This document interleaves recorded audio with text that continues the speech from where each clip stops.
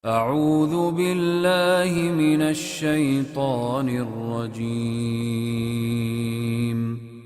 بسم الله الرحمن الرحيم Ahibati fillah, kehidupan ini terkadang membuat kita ketakutan, cemas tentang apa yang akan terjadi yang kita tidak mengetahuinya.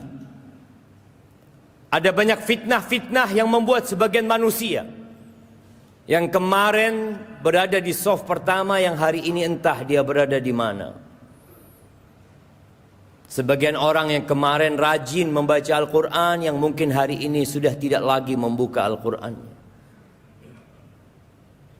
Ada orang-orang yang kita kenal sebagai sosok yang taat kepada Allah, tapi hari ini kita tidak menjumpainya kembali. Ahibati fillah, di antara cara agar kita selalu mendapatkan bimbingan Allah adalah berdoa memohon kepadanya.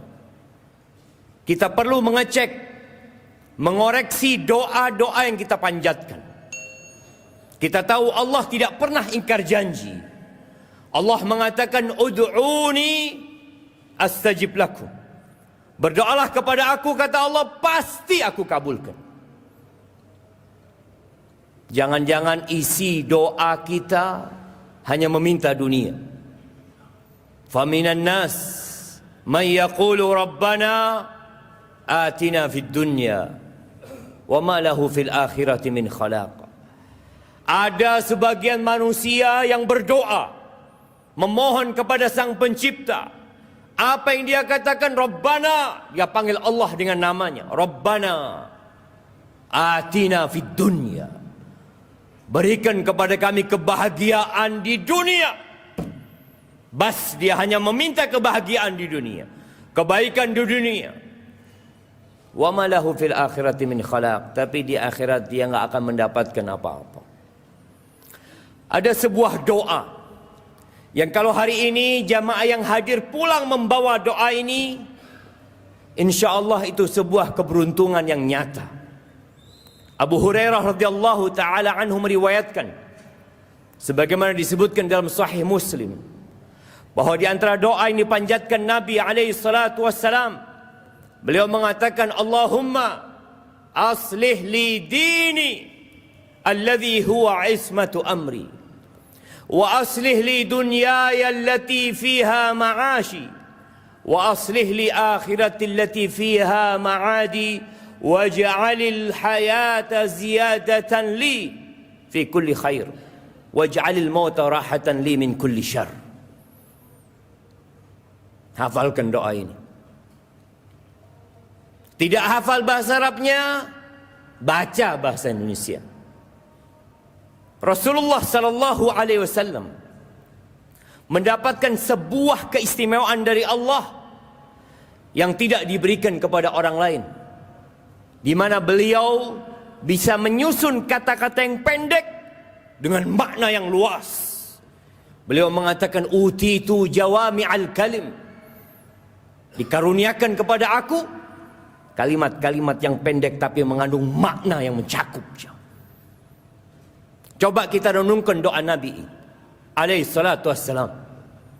Para ulama menjelaskan bahwa dalam doa yang pendek ini mengandung semua kebahagiaan, semua kebutuhan manusia dalam urusan jasmani dia, rohani dia, hati dia, agama, dan akhirat dia.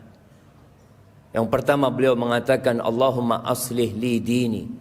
Ya Allah, perbaiki bagi aku agamaku.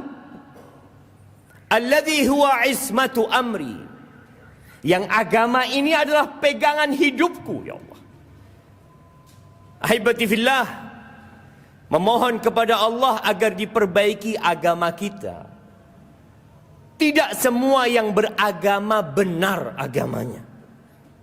Sebagian kita lahir Islam, tumbuh besar dalam lingkungan Islam, hidup di negeri yang mayoritas muslim, tapi boleh jadi agamanya tidak benar.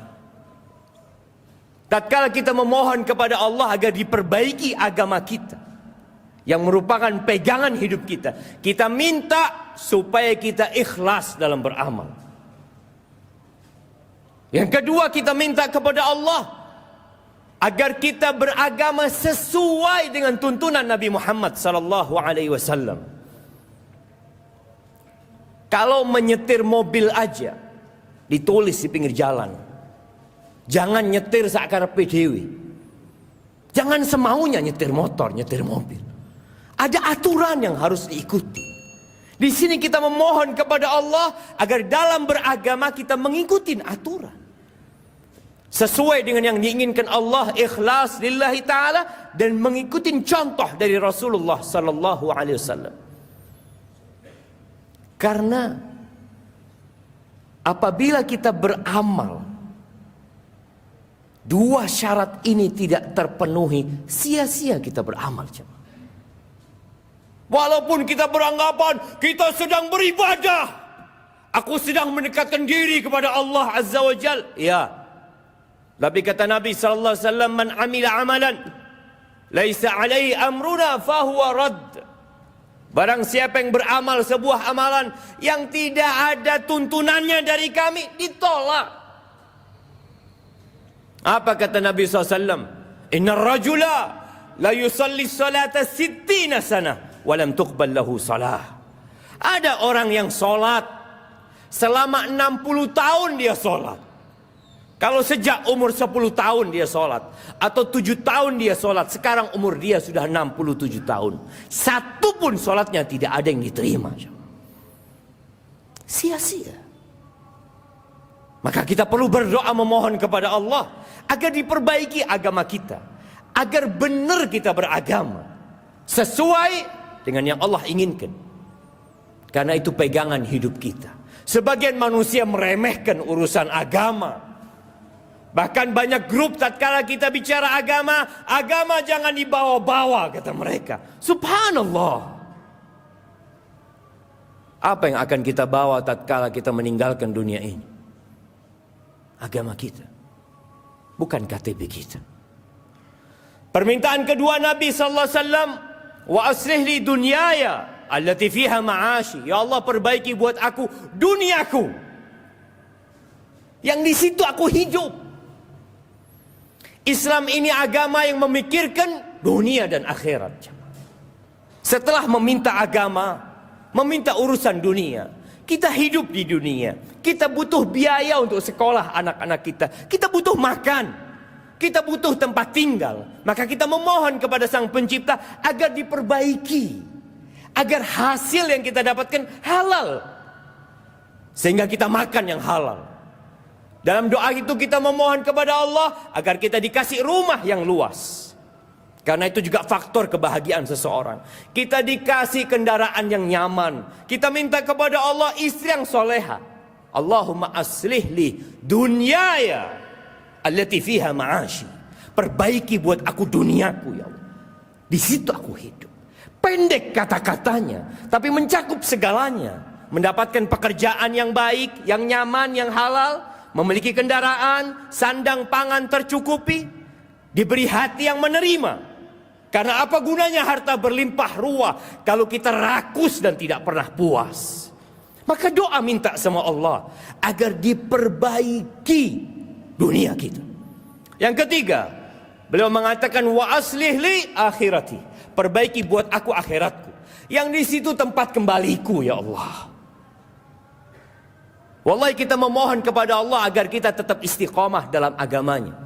Kita memohon kepada Allah agar kita mati husnul khatimah, dengan memohon diperbaiki akhirat kita. Ahibati fillah, kita nggak lama hidup di dunia ini. Kita lebih sering memikirkan masa pensiun kita. Kita berpikir kalau tua, apa jaminan masa tua kita? Pernahkah kita berpikir apa jaminan setelah kita meninggalkan dunia ini? Minta sama Allah agar diperbaiki akhirat kita dengan selalu diberi bimbingan untuk taat dan patuh kepada Allah dan mati husnul khatimah. Yang keempat, beliau memohon kepada Allah, waj'alil hayat ziyadatan li fi kulli khair. Jadikan hidup ini penambah kebaikan buat aku ya Allah. Minta agar hidup ini menjadi penambah derajat kita, menambah amal soleh.